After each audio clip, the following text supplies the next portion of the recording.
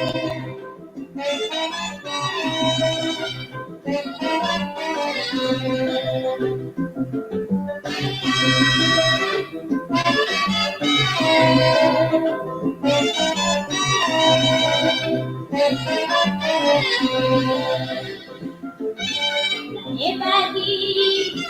suka seko tingamae yanga ina mobali nakai pantalon kama mama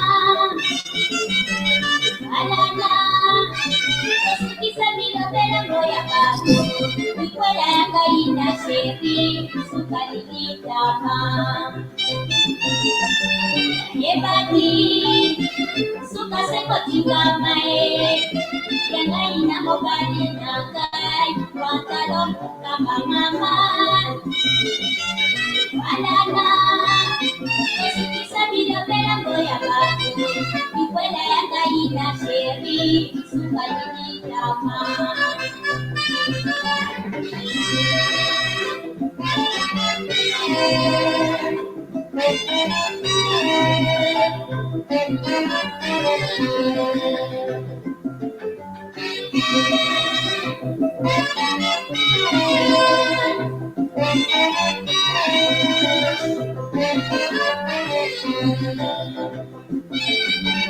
Ebadi suka seko tingamae yanga ina mobali nakai pantalon kama mama alana tosukisa bila bela moya bako ikwela yanga ina sheri suka nilitama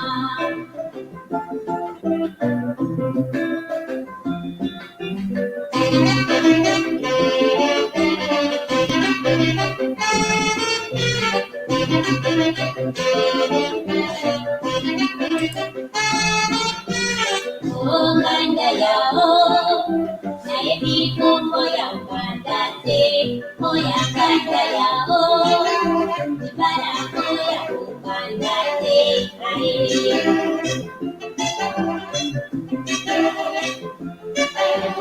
oh ganda yao naebi kombo ya bandate oh ya ganda yao ibara ya bandate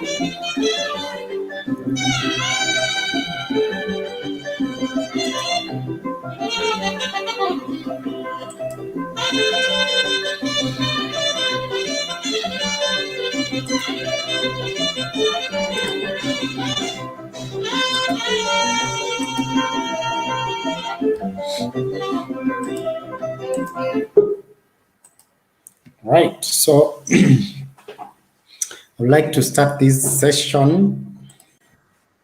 Wekesa, how are you? I'm good. Good to see you. Yes. Yes, good. So, sorry, I had to reschedule from 7 to 8. So there was some interruption. So I had to change the time for the broadcast. All right. So, You should be leaving us to watch news so that we are updated. But sure. So some, this is the most convenient. sometimes we come here, you ask us questions, and we have not seen them on news. So that's understandable. Good. Okay. So, good. So before we start, I would like to mention if you want to join this broadcast, you just see the link on the comment box. You just click it, takes you in, and then we can participate this discussion pamoja. Wekesa, you can introduce yourself, and then we can go to it. Yes, I'm Wekesa Eric from Masaku County. Mm-hmm. Good. Yes. So today we want just to discuss about how everyone is going to cope with this COVID-19, or how is everyone coping. Maybe the first question we'll be asking you, how generally first, generally, how are you coping? I'm surviving. Yeah. You're surviving. I'm trying to strike a balance between staying at home and being at work. Mm-hmm. Because when we first declared COVID as a disaster in Kenya, we were only given around 10 days leave to watch the situation. But then we resumed to work. Mm-hmm. But now we are working just under some taking precautions and being careful. Mm-hmm. And so it's a difficult balance because the field has completely changed. For me as a salesperson, I eat because of talking to so many people. Mm-hmm. My profession is about talking to people. The more the people you talk to, the better. Marketing. We are like politicians. Mm-hmm. It's hard for you to keep quiet. Mm-hmm. And so one of the challenges we are having is talking to hopeless customers. You can't call them and convince them that they need your product. Mm-hmm. Even before you reach there, they will tell you, you see, we don't have customers. Mm-hmm. You see, we don't have money. I am not sure if this product will expire on my shelf. So with so much fears of unpredicted future, the trade has drastically reduced. So our activities are limited. We also had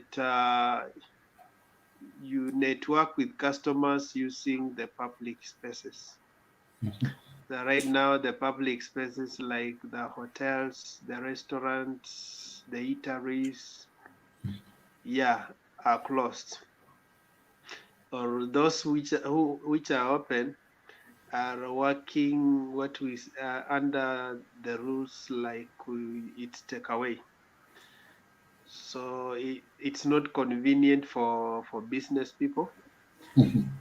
So that's how the environment has completely changed. When you are out there, you look like you are a stranger in your own country. You have to be careful. Sometimes you can decide to take a soda somewhere, but then you remove the mask and you forget to retire, and you might be just uh, you might just bump into the law enforcers. So it is we are working under strange times, and but we are trying to cope up with the changed times. Okay. It's for our own good. Let me quote from the good book, the Bible. Jesus was not supposed to be baptized because he had no sin. He needed no conversion. But when he went to John the Baptist, he told him he needs to baptize him. And was his reason. He said that you need to do this so that you can fulfill all manner of righteousness. So sometimes I think that is the concept I need every Kenyan to buy, because most people are saying, oh, huku kwetu corona ichafika, huku hatujasikia mtu.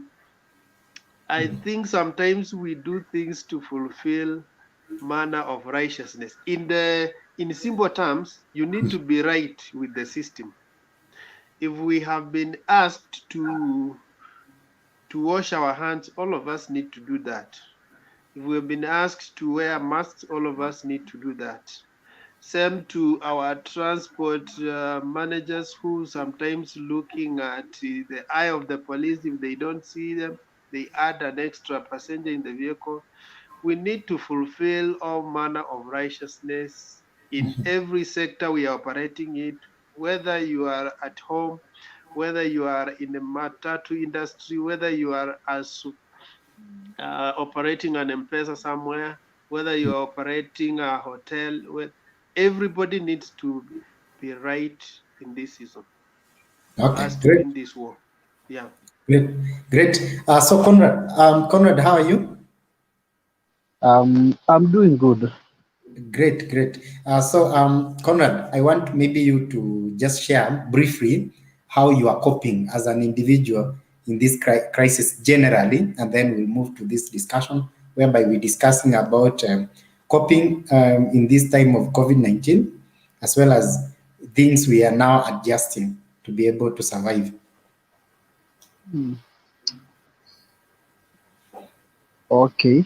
So personally, I had started some small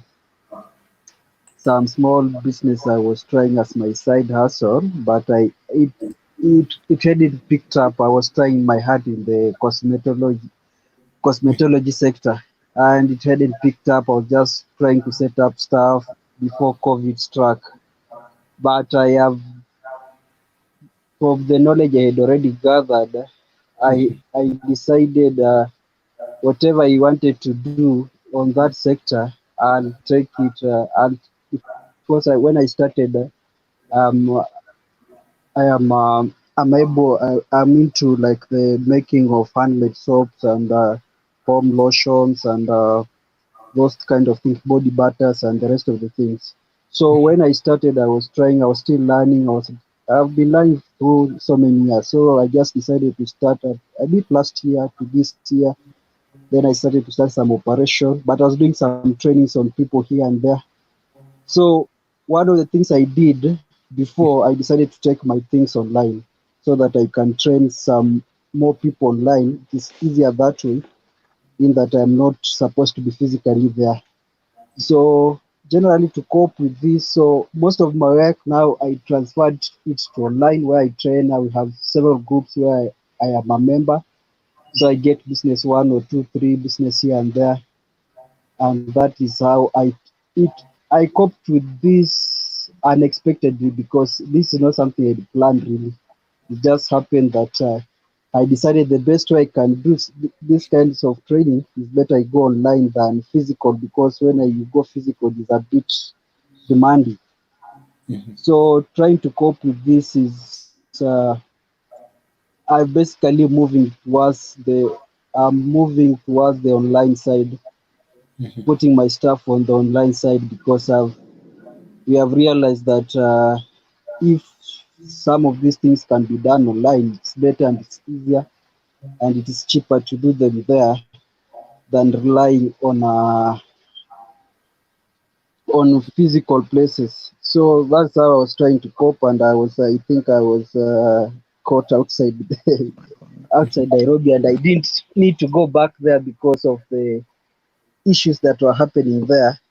So trying to cope right now is just trying to minimize your expenditure, because we had some plans. We had probably starting up a business, but you see, right now you can't really go into investing your money in something. Probably you are not sure of how long this thing will last. So right now, just trying to minimize on your expenses, looking out there, seeing what business opportunity out there can you do that is relevant to this situation currently. But I think it's also a good time that you get time to read, to enroll in these several. There are so many courses you can enroll on. I have so many courses I'm looking at them at from Udemy, trying to catch up with stuff in the cosmetology and in the other areas that I deal with, so as to Okay. update my knowledge. So trying to cope, there's a lot of time that has been created. So it's just about you trying to see what can you do, because staying there and being idle is also not quite good. You get frustrated easily, but if you keep yourself busy with something else, doing something else, I think it will be good. That's why we are really waiting for that internet. Our internet is very crappy here. We are wondering when these balloons are coming, because we have very scrappy internet this side. So that's how I'm trying to cope personally. Okay, good. So I'll go to Alphonse. Alphonse, maybe you can do a brief introduction and then you can share how you personally you're trying to cope with this.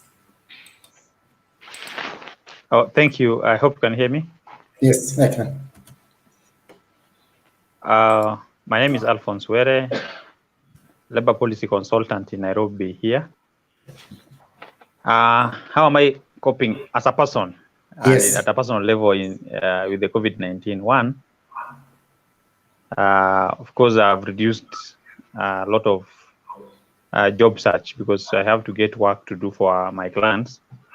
So most of the potential clients, existing clients, are not working, or they have really scaled down in every form of spending, except the mandatory ones that they cannot avoid, for example, rent and maybe the payroll. So as a result, I've really focused on just being in the house with the children and my wife, and I've been fully in the house. I think I've been in the house now. Today's 22nd. I've been in the house for today's 22nd. That makes it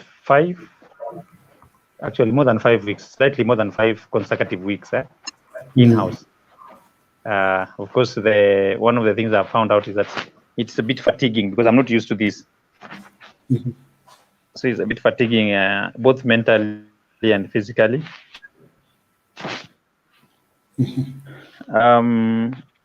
I wasn't found this situation. It didn't get me by major surprise. So my major adjustment was done at the end of January. So just restructuring how I work I used to work in the CBD. So from February, I've been working from the house, but not stationed necessarily in the house end to end. So in fact, the whole of February, I was adjusting in the house, doing most of my work in the house, except physical meetings with potential clients and maybe a few jobs that require me to be outdoor. But in terms of stationing my office, I stationed it in February in the house. Of course, the major challenge has been the issue of spending. The little you have, you need to utilize well. So most of my focus of the little resources I had were just for food and maybe other essentials in the house. Yes, Okay. that keeps us going to, yeah. So then, of course, just ensuring that I know everybody in my family is, are they safe? Those who have not traveled and in major towns, that I'm talking of my extended family here, my sisters, my other siblings, and even cousins, who ideally you will go home when such a time will come. I just ensure that we agree that we don't need to go home because we have elderly parents and grandparents. So we should not assume a lot, let's protect them. So I think we also made that decision way earlier. So from March, nobody was allowed to go home. Great. Awesome. Before even we were told by the government. So I think at a personal level,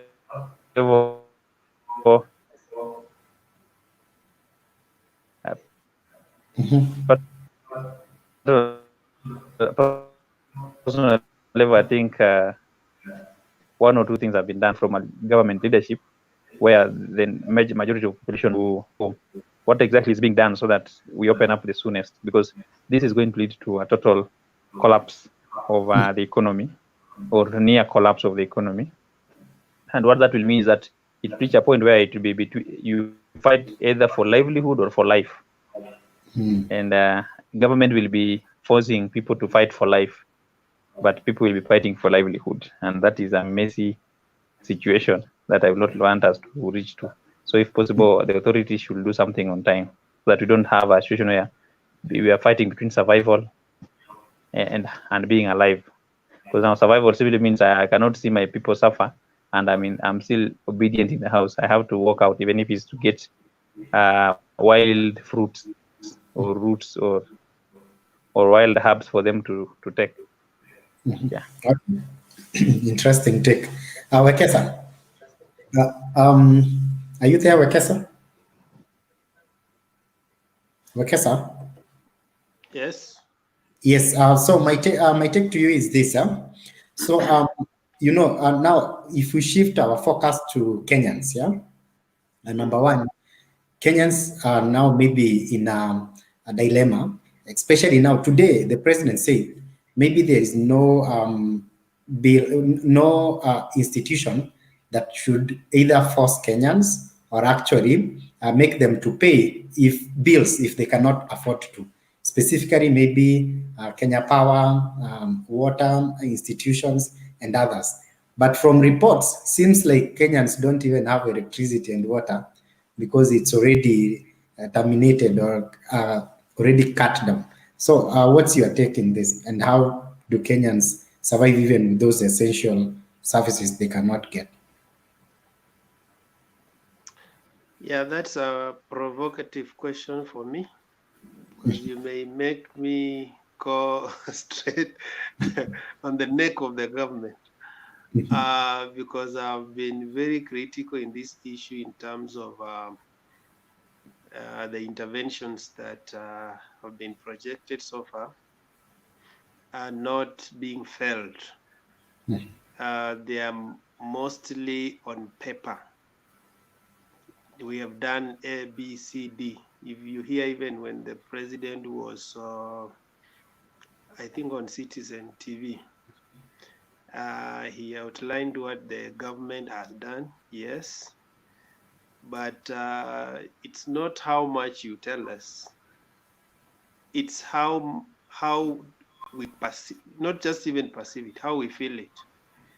Because if you do, like I said, when he did the tax reduction, most of the pay slips never changed. We didn't see any difference, and so you wonder whether that tax reduction was, it was a PR exercise. So the interventions that you rather do one thing and it comes out strongly rather than touch on everything. And yet, when we assess the impact, it has no impact. You can even decide, let me focus on food security and ensure that in terms of Kenyans who are staying at home, they may not have anything else, but at least they have something to keep them going. That one is still something under promise, but not implemented. When you talk about electricity, you see, even I'm just appearing. I was a little bit bright, and now I'm dark. Yeah. My electricity has just left. I don't know. Yeah, but those are the things that are happening. Sometimes electricity, and now our landlords now are not very keen when most of people are not paying rent. So if even when the electricity disappears, it takes long for them to restore it because the situation has changed. And part of these things are understandable because most of them actually have built these houses on loan. And as much as government said it negotiated with banks on loan, I can tell you, I personally am also serving a loan, and nothing changed. Nothing changed. We are still getting those pay cuts from our loans, and so the situation is not as easy as our leaders want to show us, that they are doing interventions which can improve our livelihood. Actually, there is no enforcement. Let's say, okay, there are policies they are putting on paper, but there is no enforcement. Just you look at it when they pronounce themselves on matters of cessation and quarantine. There are law enforcers who come and ensure that thing is implemented with the immediate effect. Yeah, but how comes when it's on issues to do with money? It's just a paper talk, and nothing happens, or we take long to respond. Thank you. The power has come back. Yeah, so that's what we are struggling with, my friends. And let's just be real and be honest. Our government might be buying time. It's still buying time to understand and see whether there could be a solution. But it's not really into interventions. Yeah. Yeah, good.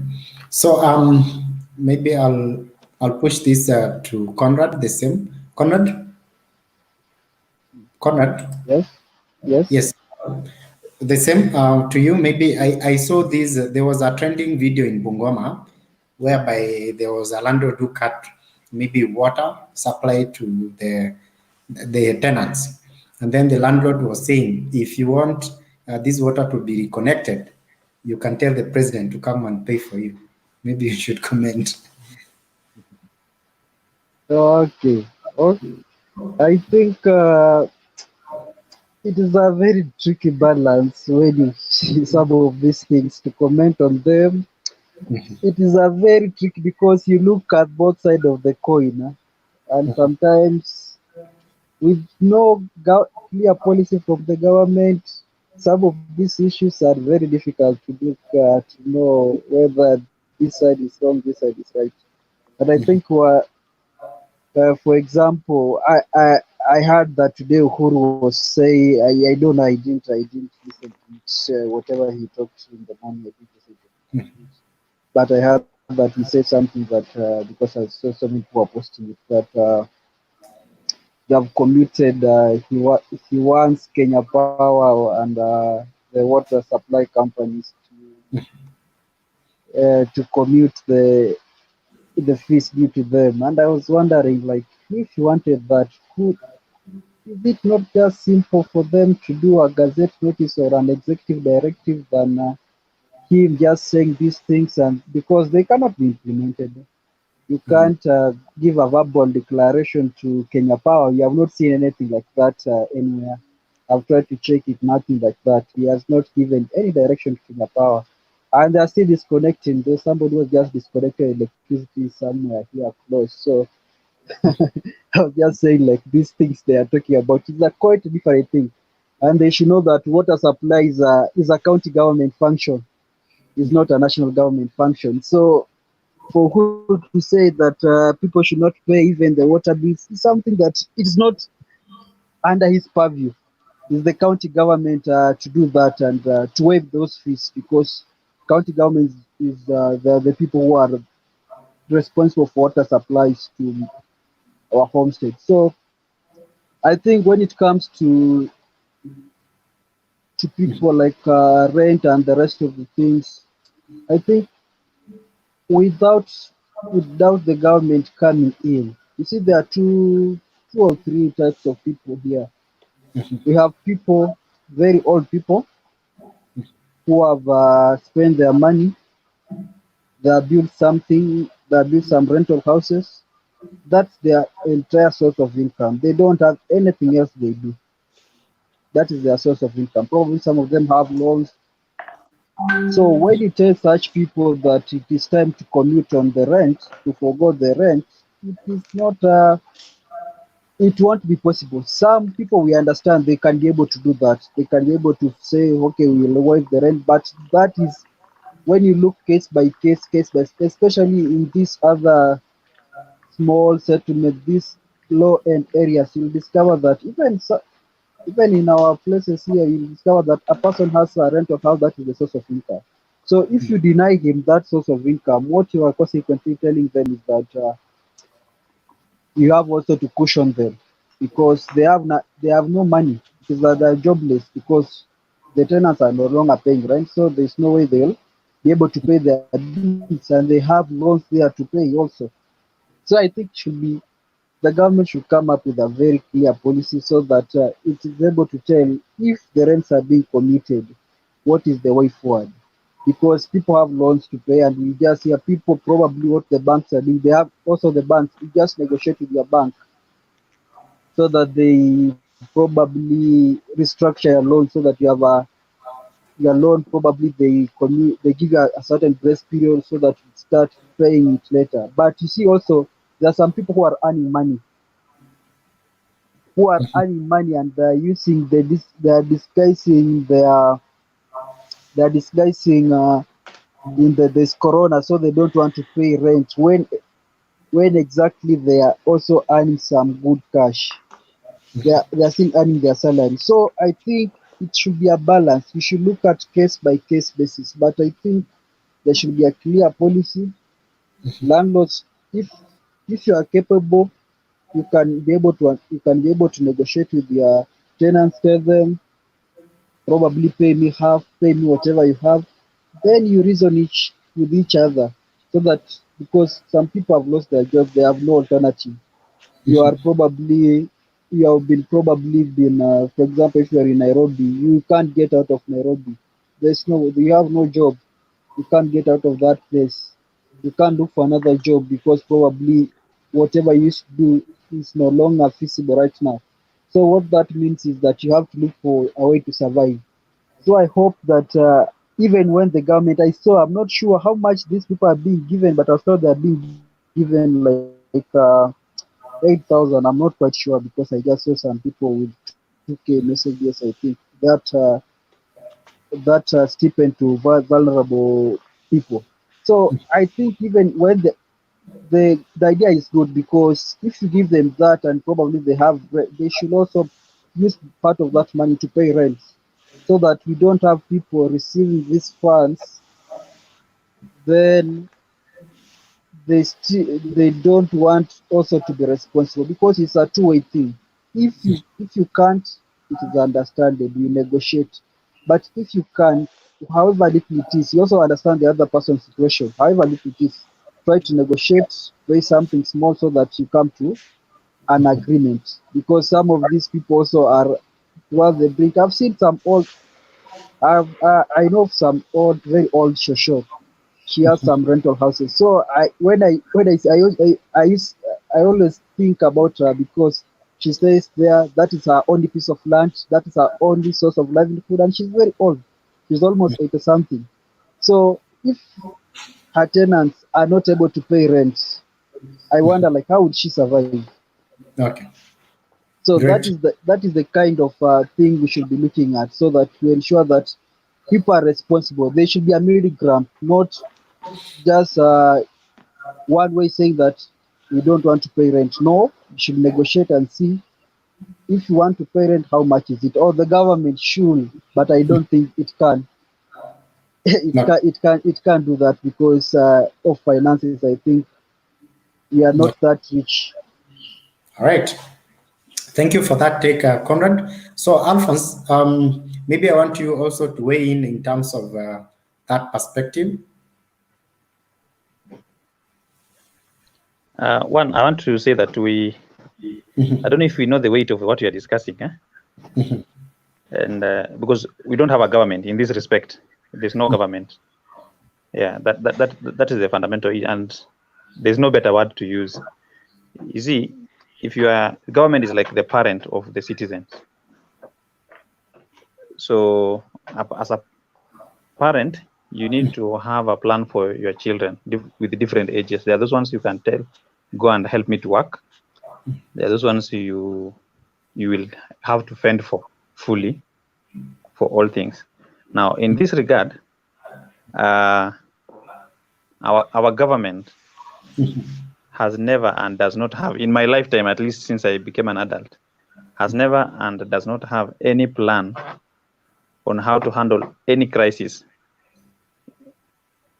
As we speak, there's a looming crisis of hunger. As we speak, we have a crisis of locust invasion. And the last locust invasion was in 1930s. From where I come from, people who were born at that time were called the Wasike. So if you hear somebody Wasike, either they were born that time or named after those people. And that's 1930s, up to around 1933, when we had locusts. Now, I know people who have studied crop protection and they understand such things. They have studied this locust and they can do a good job. There are some majority have never been employed even. As we speak, there is now flooding. We are just around the onset of the rain, but already we have flooding, mudslides, landslides, and other related calamities. Yeah. And if you hear the stories of the people who are already affected, and there's no tangible remedy to any of these issues. Now, we have from 2015, we have had pockets of outbreak of cholera. It has never been managed. Now, I am not expecting too much from my government to handle COVID-19. And now the challenge of COVID-19 is it's not just a health issue. It has a social implication. It has economic implication, long term, not just for 1 year or 3 years, or for one president, for presidential term, whether it's 5 or 7 or even 10 years term. So we need to agree as Kenyans, particularly those who have been blessed to have some technical know-how, that we should not discuss this at an ordinary level. We need to discuss this from a strategic level. So strategic level 1 is short term. And short term is there are people who must be fed as we speak. And these are the majority of the population. They constitute more than 50%. Because these are people who, if they are productive, then they eat hand to mouth, and they don't eat every day when things are normal. Now that things are not normal, they are still eating hand to mouth, but when they will eat, they are not aware. Now, this has only happened extremely in a few occasions and in selected parts of the country, particularly northern Kenya during droughts and famine. But now the threat is countrywide, and we don't have a capacity at all as a country or a government to handle this. And that's where my concern, my worry genuinely comes from. So what is all hope lost? No, all hope is not lost. What we need is that we need to agree that everybody in the slum, and slum is anybody who is paying 5,000 or less as rent, should be given at least 5,000 per month for food and what they use in that house. Then they should be told to remain there. But while that is happening, we should also agree that another failure of this government, and it's not just in Kenya, but Africa is a weak crack for that matter, is that we have commercialized all essentials that supports basic life. You cannot make it private for healthcare, as I had said here in several occasions. Neither can you start selling water. Drinking water should never be sold. So the only charge on water should be that to sustain the service provision, the pumping of the water, the employees who work around that, the wear and tear of the systems that we need. That's what we need to be agreeing what is the cost and how do we bill it. But where we have private investors who come in and therefore they want to profiteer and therefore the cost of water become too high, we can't make much progress. So the fact that water is being sold in itself is a weakness. We are selling it at a profit price. That's where the problem is. But remember that profit price is still cheaper than now those we buy from hawkers who don't sell us pure water that is actually good for drinking.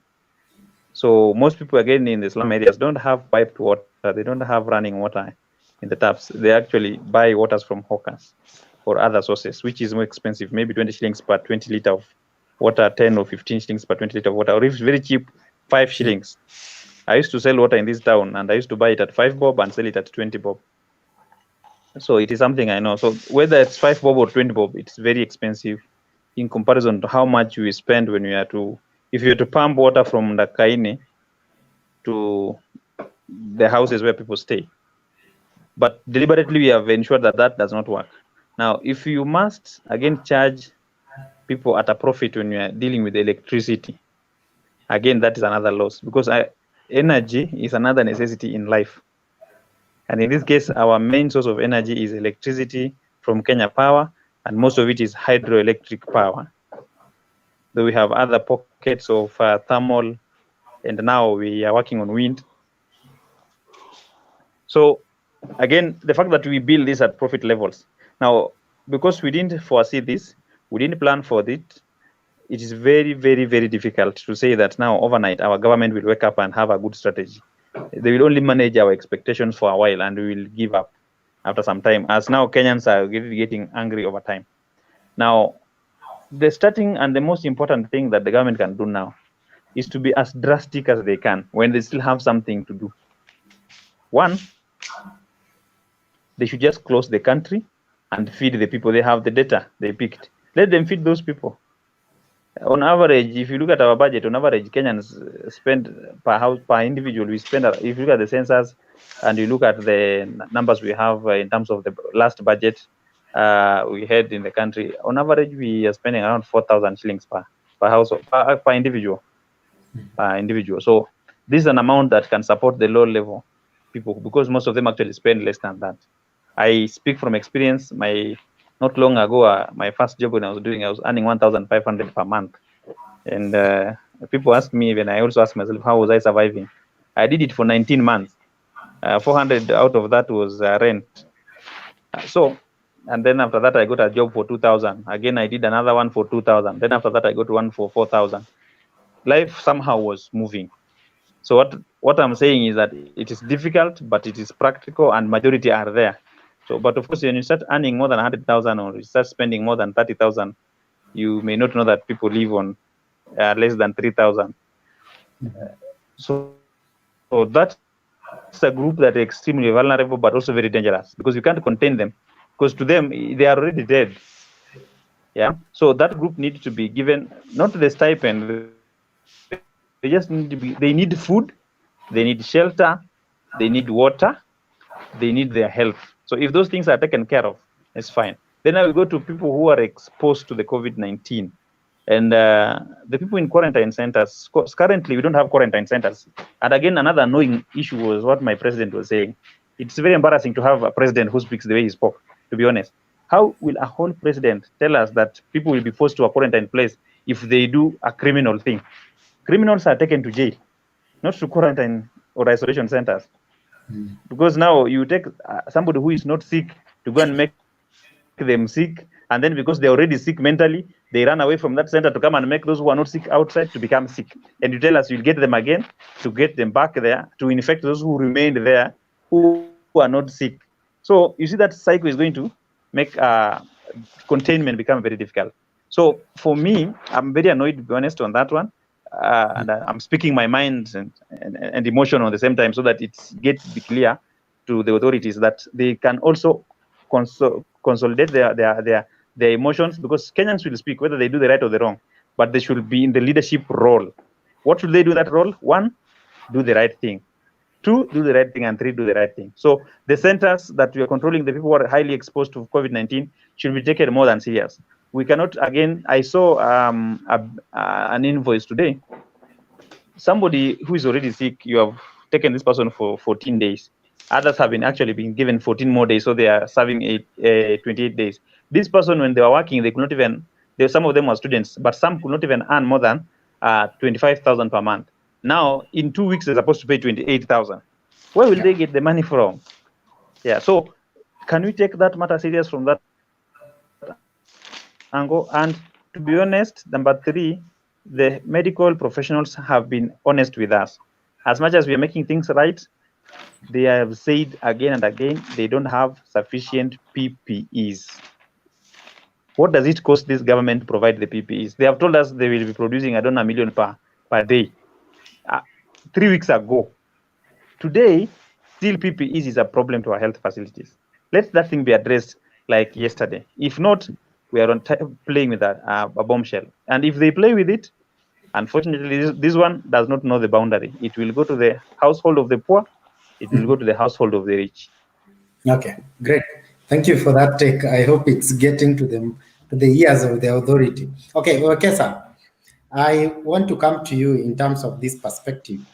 You know, when Alphonse is talking about maybe slums and low income households, we are talking about children, yeah, and these children needs essential things like water and what Alphonse is alluding to.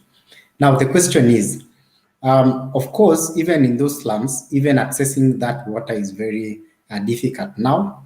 And even there has been maybe NGOs trying to access those areas to give either water or food, which is now they have to work with either the government to be able to deliver that. Now, how will these people cope, and how do we make sure that these things get to them at the right time? Even before we give them what they require, are we vigilant and on surveillance to see what is happening in our villages and slums?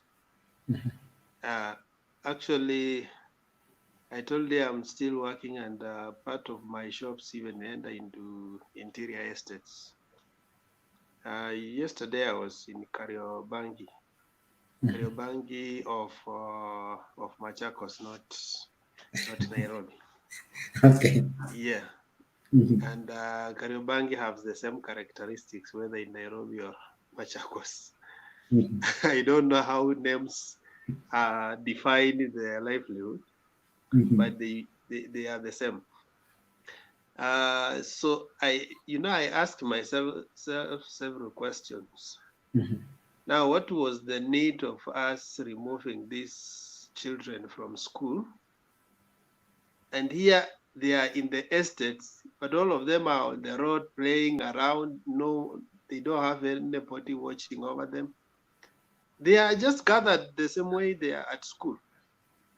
They are playing on the road. They don't have masks. They don't have anything, and they have no idea even what is going on. And that's a public road where people come, they pass.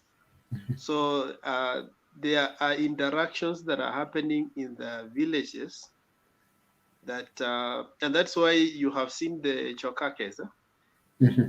Choka is somewhere past Rai. Yeah, past Rai. There's a case where the infection happened on a plot, and it's like most cases have been found there. So they are trying to suspect whether it came from the market. In fact, that's why the market was closed. What I'm saying is, if this disease knocks in our villages, most of our children are endangered because they are not taken care of. We are staying home, but it's not a stay home per se. It's like they are not at school, but they are still in a grouping in their homesteads. And so that means we have not taken it very seriously in terms of reinforcing that stay home orders, such that if children are supposed to be at home, then they should be not, we should not allow any home setup gatherings.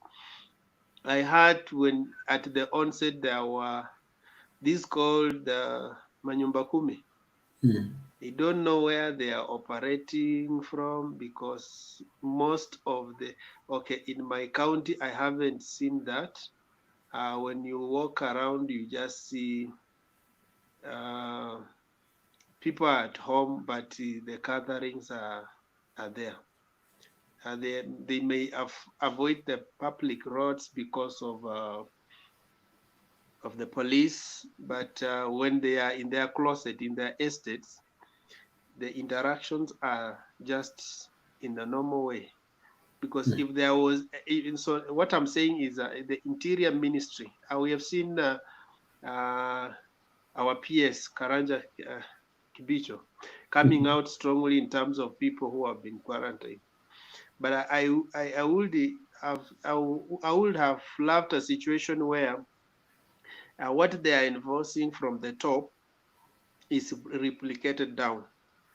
That what our PS is commanding in his office is replicated with the county commissioners, is replicated with the village elders, the chiefs, the sub-chiefs.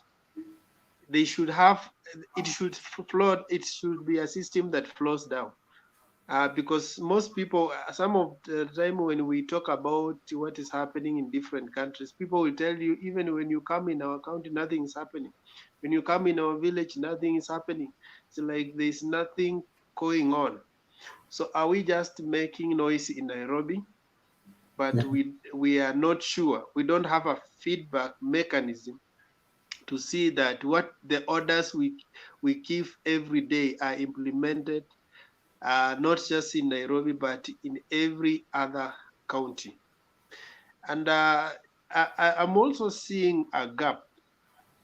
I'm asking myself, when will we have the devolution of our patients? I have seen him to are preparing the beds here. They are ready. The doctors are ready. You are told 7 patients come from Machakos, yet all of them are in Nairobi. So when are we going to take it that is no longer just a national government affair, but we are integrating it with the county governments? Because most of them look like they are now spectators. They are waiting to be given instructions from the central government. And perhaps that's why they are not even taking the strict measures to see that they also implement it in their own counties. We have leaders who are just on a standby, waiting for the government to give them lectures and instructions. when they are supposed to be on the ground and implementing what needs to be done. So our children are endangered because we are not zeroing down to even to a family level. How are families conducting themselves? Okay. Yeah. Good. Conrad, I would like you to weigh in terms of how do we save our children. Okay. I'll just pick up from where Alphonse had started and say that we started this fight very well. It was very good. Everybody was on board. But down the line, I think there's something that happened that we don't know what is it. The inclusion, I think, when you just look back, there's a time they included the interior CS, the interior ministry as to be part of this COVID response. Then things messed up because we know COVID is a health challenge. The best people suitable to run this show are people in the medical field. But when you take law enforcement agents and make them the frontline troops in the fight against this thing, you lose it. Because at first I watched I think I watched the one of the sessions of parliament when one of the senator was decrying, was asking now who, he was saying one of the staff members in the senate I think was picked up by people who seem to be police officers. So he was wondering like which is the center of command? Is it the Ministry of Health or the Ministry, the Interior Ministry? So I think that is where we lost focus. And then we had this funny thing, which I've said, that's why I see when I see people wondering why Tanzanian figures are high and ours are low, I say that you guys, why are you pointing finger at Tanzania? When us in Kenya here, of course people are doing well, people are trying to behave, but the government is not doing what it's supposed to do. Like I said, currently, when you check, if you just go and check the data, how many people have they arrested for flouting those preventive measures? Whether it was they didn't have masks, whether they were out during a curfew, some even for very valid reasons, whether they were in a congested PSV. So you look at those issues, there are so many. And I say like sometimes you look at it and say some of these things are just a blessing sometimes. Here playing the devil's advocate, I think corruption also accepts us a bit on this matter. But if it was not for corruption, be sure so many people, like our quarantine center right now could be very full with people who have flouted those regulations. Full to capacity. So what am I driving? I've always been advocating saying this. When we are trying to test, when you are testing people, when you are picking up people, even I was just looking at some of these tidbits he was talking about the president when he addressed the nation today. He was talking about, he was ruling out, he was saying, I think mass testing, then he was saying targeted mass testing. So if you want to do targeted mass testing, then you are implementing a very, I don't know what, a very pedestrian, picking up people who have floated something, then you just assume them and say that, okay, you guys, because you're out during curfew hour, you have a probability of being positive. Come to a quarantine center. When you go to quarantine center, what happens? You can't leave that quarantine center before you are tested. So we are basically going to test these people who have the least probability of being positive. That's why you are seeing this number of cases you are seeing. 7, what? Then we laugh at Tanzania and say you have 30. But you guys, you are picking up the wrong people to go and test. You're just picking up some Kamau, some Otieno, going about his normal business. Probably he has been He was just going to buy medicine for the kids, and he has been home the whole day. Probably an emergency has come up because he has tried to bribe somebody to pick him up, take him to quarantine center. So basically, we are doing nothing because we are supposed to test people. We are supposed the first thing testing. The point about testing is not about to have less cases. The point about testing is to weed out the infected people in our population Okay. because you already have community transmission. If there's community transmission means the only way we can reduce the community transmission is having testing more people positive, weeding them out of that population so that we have less people who are positive roaming around in the population. That's how it's done. That's why even when I look at Tanzania, I don't know what they're doing, but when I look at the numbers, they are high. I, a part of me says, okay, that is good. They're weeding up the positive people from their population. I don't know how many numbers they are testing because I try to look at them. They are not giving any clue on what they're doing. They're just giving up figures. So that is the point I'm trying to say. We are losing focus. We are fighting a war. We are fighting against COVID, but right now we have disgrace. I don't know what we are fighting. We don't know. There's no, if you look at it, there's no direction completely.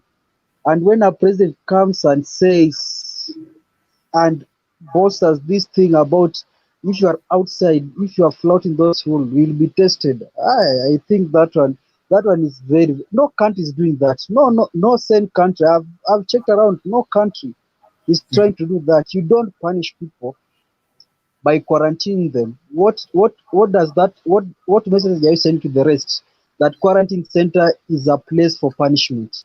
So No. if somebody, if I get like a, if I get something like a cough or something like that, and I've been looking at these images, I'll say I want, but the hospital won't be my first point of call. I'll just say, okay, could be a normal flu. I hope it's not COVID.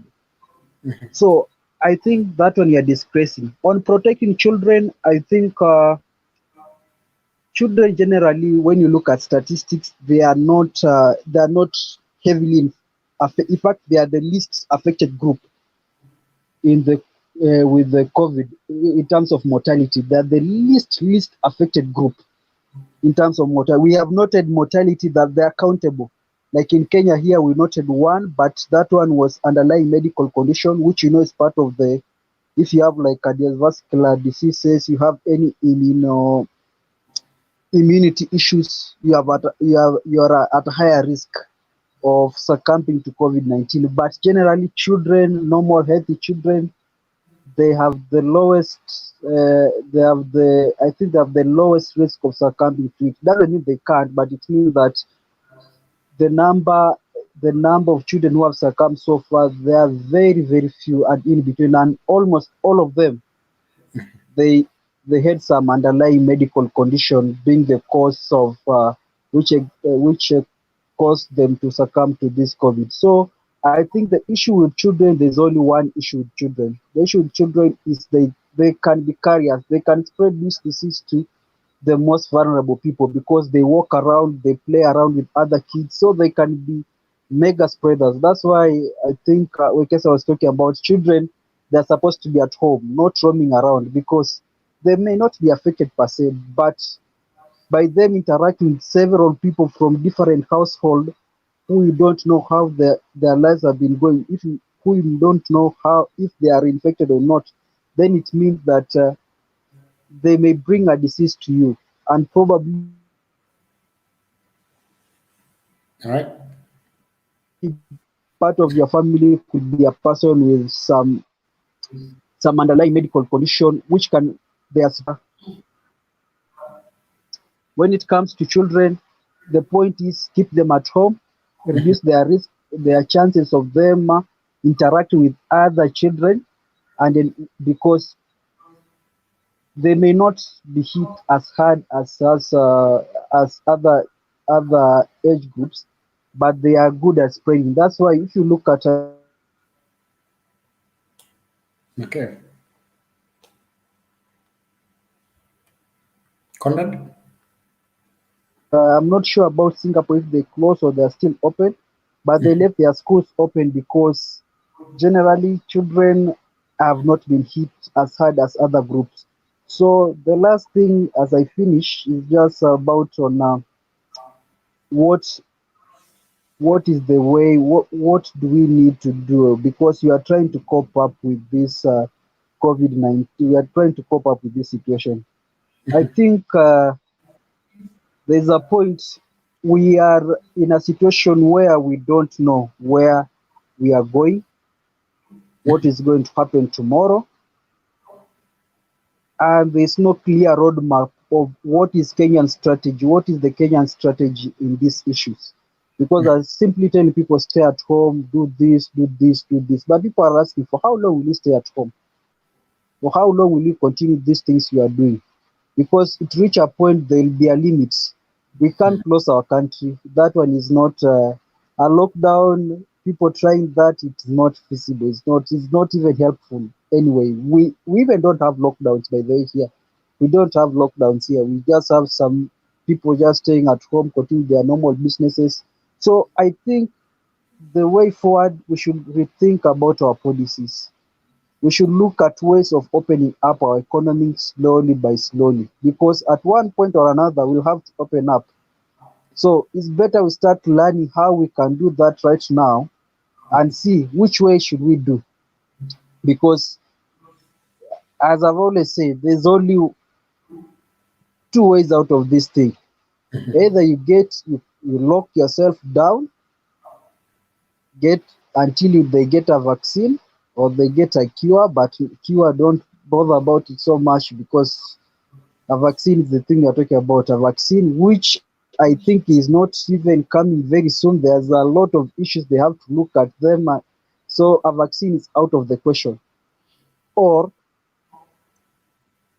as some countries have tried, and I've always said that what every country is trying to bet on it, or we go the herd immunity way, because we can't stay like this forever. We will at some point have to make a very painful decision, either to open our economy, to close our economy. Because at this point, we close our intervention were early, but they were supposed to be early so that we people should adapt to these things early enough. Then we reopen our economy when people have adapted to this. But now we are in a state of limbo where we don't know whether we are going the other direction, more stiffer measures, or we are going to ease up so that the economy is open. So Okay. on that, as we try to cope with this, I think we should have a clear roadmap. We should know where we are going. We should Okay. take the necessary risk, but with that one comes with the good leadership. But what you have currently, Mhm. I'm not giving. I'm not by. I'm not. I'm not. I'm not. I'm not very confident in whatever they are doing, because when I look at what they are doing currently, I think they are very their approach is very pedestrian, Okay. and they should be called out for that. Okay. Thank you, Conrad, for your take. I want to mention that specialists, especially infectious disease specialists, are against herd immunity. Okay, not really against, but they support mass testing so that maybe herd immunity is not something they root for. All right. So, Alphonse, I'd like to come to you. But Alphonse, before we finish this session, because maybe we can finish, I want you guys to comment about what Governor Sonko was doing. I think he had come up with very good automated sanitation stations, which I used myself also. But now they are no longer there, and there is some kind of fight. Is this the time to have those fights, or we should actually be more concerned about how our people are surviving? You asked me a question, and the question is, let me rephrase it.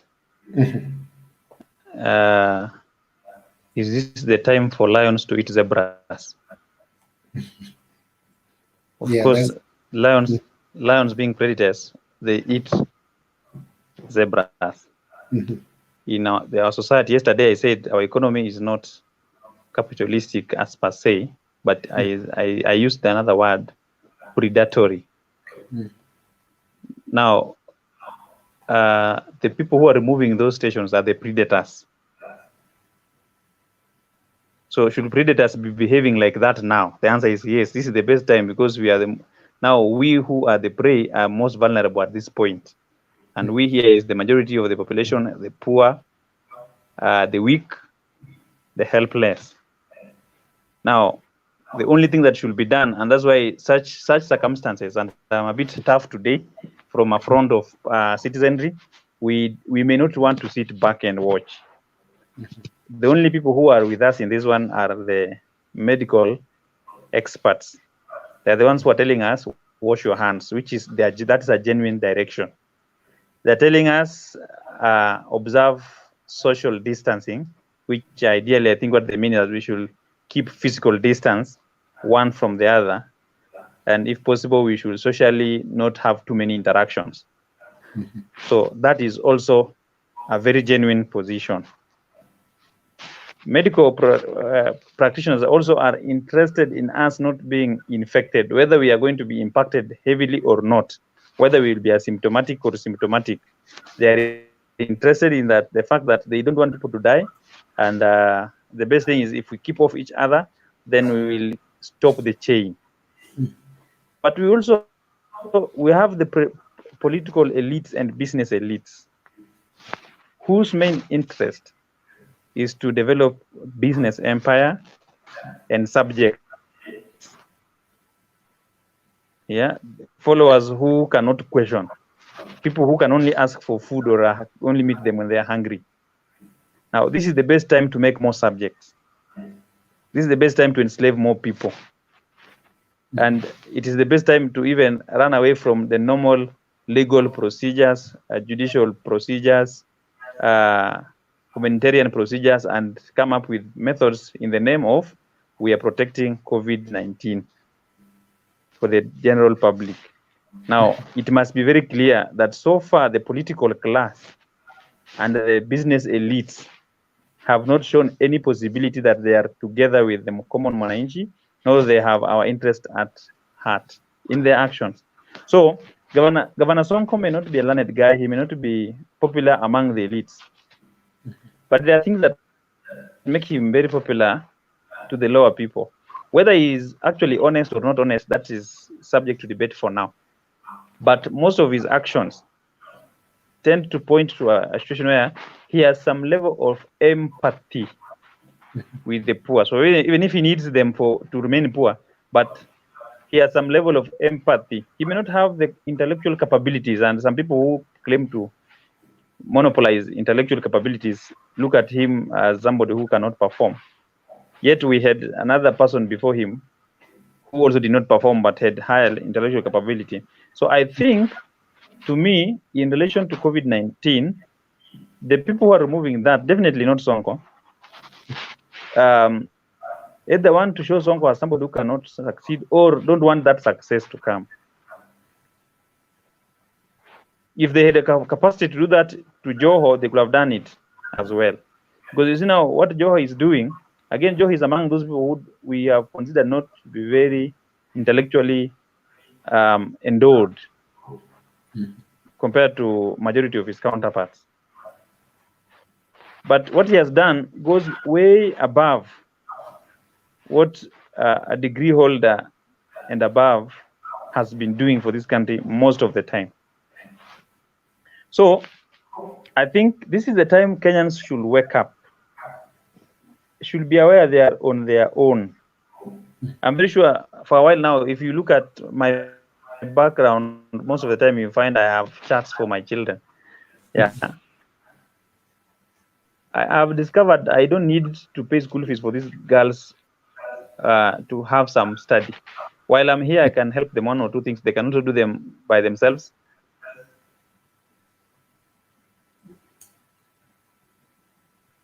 So I've made different subjects. Now, are you getting me? Yeah, continue. Are you getting me? Yeah, we are getting you. Just continue. Okay. Now, so for me, predation should be curbed. And I've seen something in the US where people have gone to the street because most of their interests are not taken care of. I don't think it is the most preferred thing to do. But again, they should not push Kenyans to that direction because it is still an option anyway. So they should do the noble thing to have a country, and you cannot have a country where you have trees without people. So let's have the people as well, their lives preserved. Okay, good. Now, I've just read something, and I think I've shared with you privately for your own confirmation later. The Star newspaper has just reported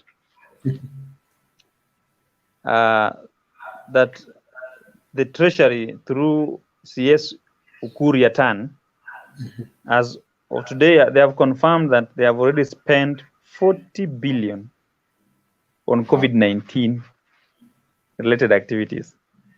Yeah, it is reported. I've shared the link so that it doesn't look like I'm a propagandist anyway. Okay. So 40 billion. 40 billion. Let me be a Kenyan. We have never been taught to make money in our upbringing. We have been taught to spend. A few times you look like you are better off if you start saving, but we don't know how to save. So let me use the spending side of the equation to explain what a billion is. So apart from a billion having, okay, 1,000 has 3 zeros, a million has 6 zeros, and a billion is the next one. And the zeros, we add 3. So a billion has 9 zeros. So 1 with the 9 zeros after it is what we call 1 billion. So if it is 40 billion, it is 4 with 10 zeros. But now 1 billion, if you are spending 30,000 per day, if you're eating 30,000 shillings every day from 1st of January to 31st of December, and in a cycle where in 4 years you have 1 leap year, so 1 year will be 366 days, and the other 3 years will be 365 days each. So if you spend faithfully 30,000 every day, Monday to Sunday, 1st of January to 31st of December, you need 92 years to spend 1 billion. 92 complete years to spend 1 billion. I don't know if whoever is listening to us might now use that to see how big or small a billion is. But 92 years, if you start spending that, if you're given 1 billion when you are 20 years, you will eat it up to 112 years if you spend 30,000 daily. Now, somebody has already spent that times 40 in the last, from 13th of March, in the last 5 weeks. Now, what am I saying? There is massive looting of resources, and the cover-up is COVID-19. So Kenyans are on their own. And part of the loot is borrowed money that will be repaid. And now that's what brings the pain. Now, the government should not think that these things are going unnoticed.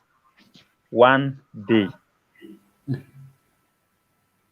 they'll have to account for this, even if possible as individuals. So we request those in authority to prudently remember all of us have similar lives. And the person they want to kill out of this situation might be the person who might donate blood to save their own lives or their children's life, or be the one to treat them. Our brother Ken, who has been laid to rest today, was a prominent Kenyan. But from what we heard, he was never attended to because of just nobody noticing his identity on time. We are almost sure if his identity was known on time, whether by the ambulance guys or the pedestrians, or even by the hospital facility where he was taken to, he would not have taken 14, 13, or even over 10 hours before starting to be attended to. Now, that person who will attend to you might be just the one you are making starve to death if you are in authority today. Or they're the ones who will save your child when you are far away and your child has gone abroad, and there are only 2 of them or 3 of them in that locality. Please take care as government officials. Use your authority well. use it now, apply wisdom. Great, great. That is mine. Yeah, that's my position on that. I hope I have responded fairly. I have much more to say, but let me pause at that point. You've fairly done very well in that. Wekesa, I want you to weigh in on the same. Wekesa, are you there? Hello, Wekesa. I'm almost there. Yes, I'm yes. almost there. Good. So weigh in on. Yes. You've heard Okay. what has said. Yeah, I don't have to repeat what he has said, Mhm. but he has put it in the right perspective. Okay. You know, these things of money, and I will only be glad if the 40 billion is a receipt being prepared to go to China to offset our debts. If they can make it that way, then I don't have a problem. But in terms of convincing the Kenyans that this is what we have spent, we will ask again, if they tell us we have spent 40 billion and this is what we have done with it, maybe we have procured great equipment to change our medical fraternity. And one of them costs 1 billion. We have set it in KNH. Another one, we have set it in another hospital in Kisumu. Another one in Eldoret. If they tell us where they have invested the 40 billion, we will not have a problem. But in terms of normal day-to-day expenditure of a disease where people are treated by simple things like treating malaria, it doesn't make sense because only a few patients have gone to ICU. I can tell you that for free. In fact, it is the same government that is telling us that 56% of our patients are asymptomatic. Do you know what that means? These guys, even they can stay there for 14 days and be discharged and go home. You only need to monitor them. So that means these guys don't need any expenditure. It's just maybe those rooms they are in and the food they are eating. So in terms of expenditure on the patients, we haven't clocked a billion.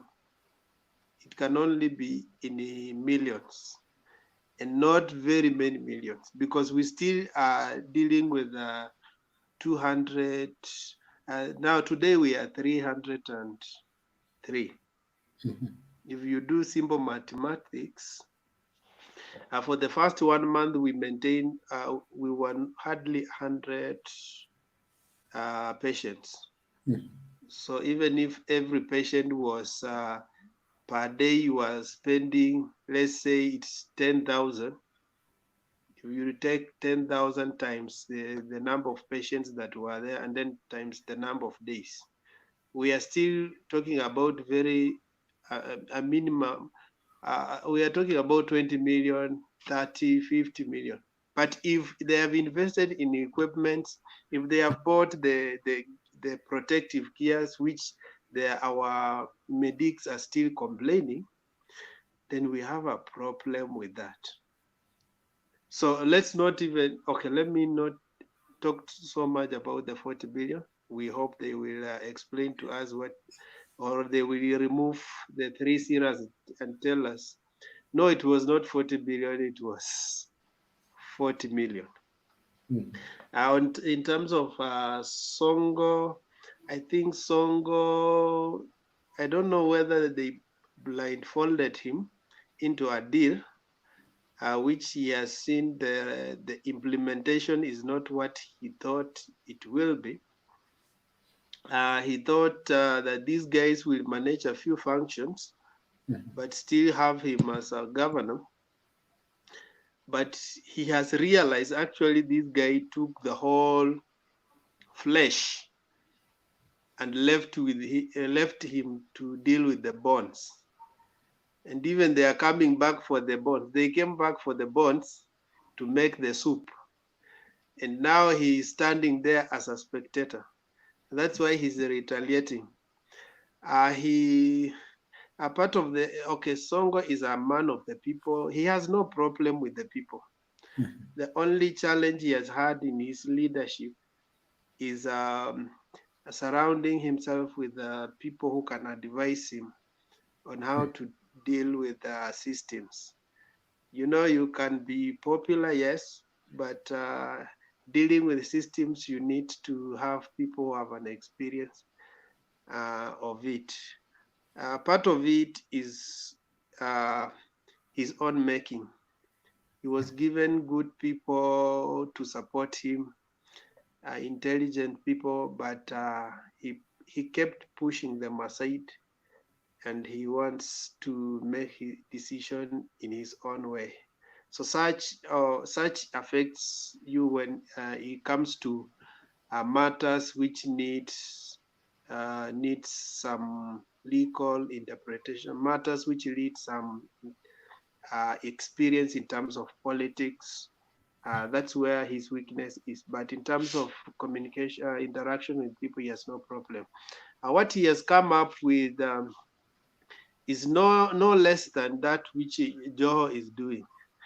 But you realize that one, if the system perceives you that you are not for it, then your activities only but annoys it. So the more you amplify them, the more they get annoyed.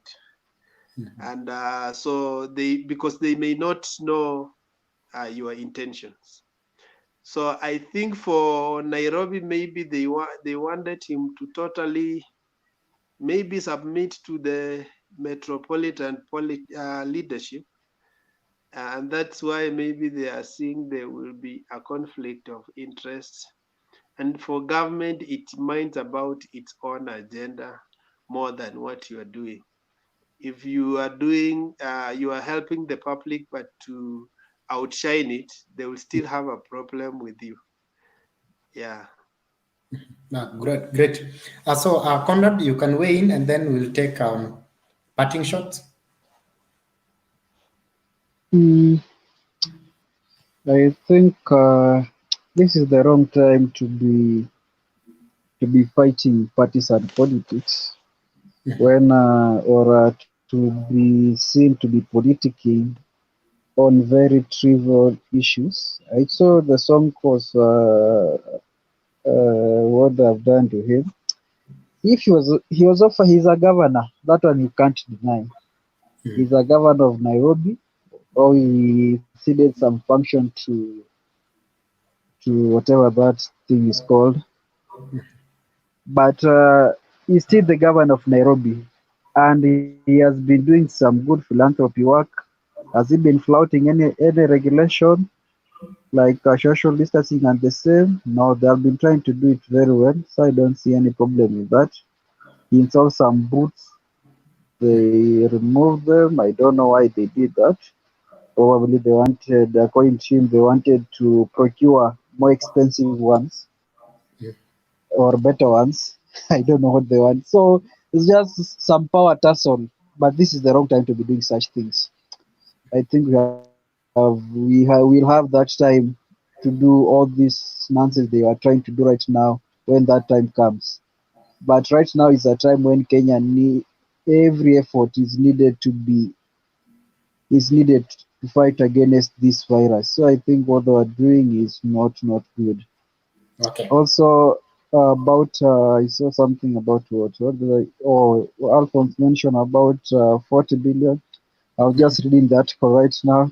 I'm just wondering. I've seen most of it has gone actually to issues not pertaining to COVID per se. Because I was seeing like they spend 10 billion on what is called tax refunds. I don't know what tax. Who are they refunding tax? But I think they know. Then they spend another 10 or so billion on these cash transfers to the elderly.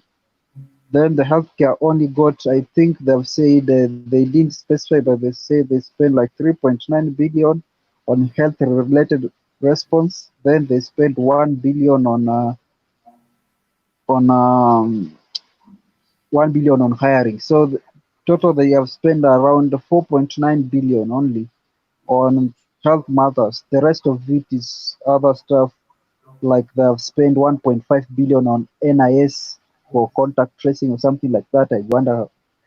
I'm not. I'm surprised if that is a lot of money. I hope they are doing a good job with that money. So most of it has gone to issues to mitigate issues that COVID has caused, but not really to on capital investment on in increasing the capacity of our response to this COVID-19. So I think that is where the problem is. But they've spent and they're trying to spend. They're saying they want to spend. They have to spend. I think 385 billion more. So I am not sure. I think Parliament should audit these figures very keenly so that to ensure that we have money at the right places. This idea of just throwing money around to to people, because I've seen even they'll say they're going to spend I think 13 or something billion on SMEs or something like that mitigating. So you're seeing it's something like mitigating is what they're spending their money on. But what Kenyans want to see right now is how much are we spending? How much are we spending in the health sector? How much are we spending in the fight against this virus directly? That's where Kenyans want to see, because what you are doing currently is not up to par. Okay, good. Thank you, Conrad, for that take. So I'd like to take your last perspectives, just your parting shots, and then we'll just wind up. Maybe we can start with Alphonse, then we go to Ekesa, and then we finish with Conrad. Okay. Today is a heavy one. I think the discussion was more depressing today. Yeah.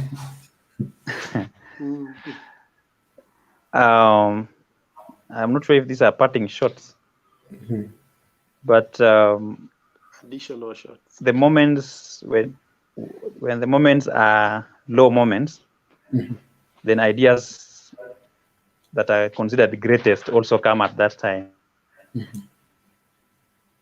So all of us who are in this situation should not look at it as if all hope is lost. Instead, we should look at what is the lesson that we must learn and what is the solution that we must come up with, so that after this, it will not be the same again. Now, my parting shot will come from my faith, which is I believe in Jesus Christ.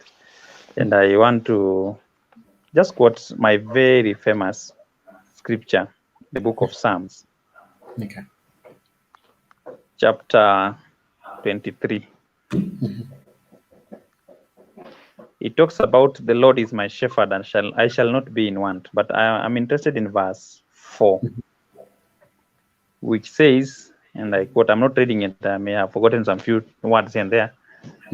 Even though I pass through the valley of shadow of death, I shall fear no evil, for your rod and your staff, they are with me, they comfort me. I want to encourage all our viewers and listeners, and even ourselves. We are passing through a valley. It is not necessarily the valley of death, but it's the valley of shadow of death. Fear not. We will come out of this because we are not in the valley to sleep or stay. We are in the valley to pass through. So we are passing through the valley, and the staff and the rod of God are with us. Keep going. God bless all of you. And thank you. Thank you very much. Wekesa, you can give your parting shot. Yes, they say that when the going is tough, let the tough get going. Huh? Yeah. It's a tough season, but we need to tighten our belts. Things may not be going to end soon. The situation may not end soon, but we need to have that hope. I just saw the projections that by June we would have tested 250,000 people. And I'm asking myself, how many years will it take to test the 50 million Kenyans? Yeah. So, which means we are in this thing for a long time. But the ray of hope is there. We are seeing countries who are testing the vaccines, and if they succeed, success anywhere is success everywhere. If one of us succeeds and comes up with a solution, so be it. So while on the other, on one side, there is a dark cloud covering the whole universe. From a long distance, we can see there is a ray of hope that keeps glimmering upon the mountains. And for right now, I know we have gone through painful experience, and we have had a serious discussion of despair. And it looks like nothing is working and nothing is making sense, and there's no future. Yeah. But within our hearts, we can touch ourselves and see that there is hope. And I will also encourage myself with the scripture that says that when Israel was still in exile and things looked like they were not adding up, God sent to them prophet Jeremiah, and he told them, the Lord still has a good plan for us, a plan for our future, and a plan to give us hope and not to destroy us. And therefore, I want Kenyans to stay encouraged that they will not be destroyed in this season. Yes, our businesses are not doing well, but they will bounce back. Right. Yes, our lives are not adding up, but soon they will multiply. Great. So we thank God of heaven who is watching over us. We are not alone in this situation. Yeah. Awesome. Conrad, take us home. My take today is just there's hope. In all this madness we are in right now, there is hope. And as more data is being, there's one thing has been used throughout this pandemic, the unknowns. So when we don't know much about something, we tend to overreact on some of our measures. But as we know much, probably our reaction will change with time. So I think that this is just a phase. I don't think any country will survive long with what you have right now. This is just a phase that is there, and it will naturally, after some time, a few weeks, a few months down the line, we're still seeing a different kind of approach as more data is made available, as people get to know what is going on. And as I just finish and take my to say that we don't need to test every Kenyan. That one can't happen, and it won't happen. No country is going to try to test people. It is not even economical to test everybody, because it doesn't make sense. If they test you today, they find you are negative. So what you have, what what will that test show you? It won't show you it will show us nothing, because you can contract the virus tomorrow when they have already tested you today. So they'll have again to test you after a day or two like that. So unless you test everybody every other week, every Kenyan every other week, testing everybody is not something that we shall do. That's why people are resting against time to come up with tests. There's a test where you see people, they forget this. There are so many terms being thrown around. There's this test they use right now, what we call the nucleic acid amplification test, which is meant to identify if you have the virus or not. There's another test which countries are racing, they're trying their best. UK had done a very good job on that, but they discovered the tests are very inaccurate. What they call antibody testing.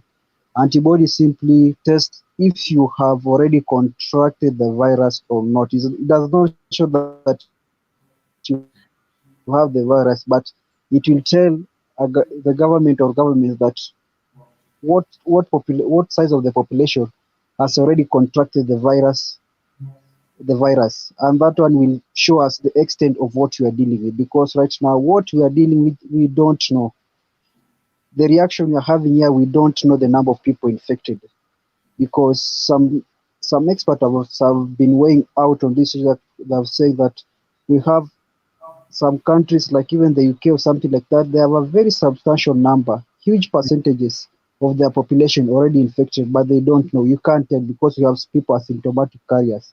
So Okay.